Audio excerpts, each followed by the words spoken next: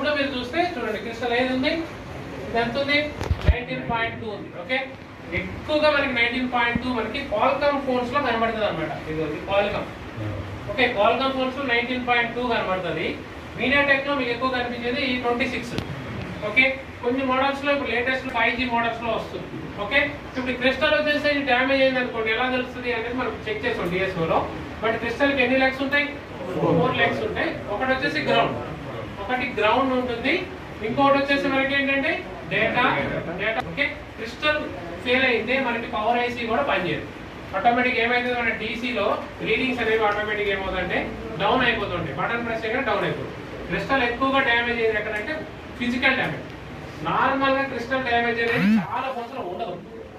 ఎవ్వరు దాని క్రిస్టల్ పోయిందని చెప్పలేము. బట్ క్రిస్టల్ ఎప్పుడు పోతుందంటే ఫిజికల్ కింద పడతారు. చూడండి, కింద పడగానే ఫోన్ డెడ్ అయిపోయిందంట.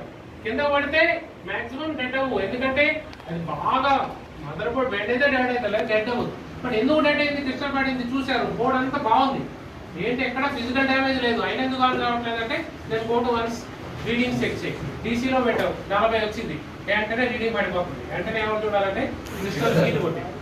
ఓకే, చాలా మంది ఏం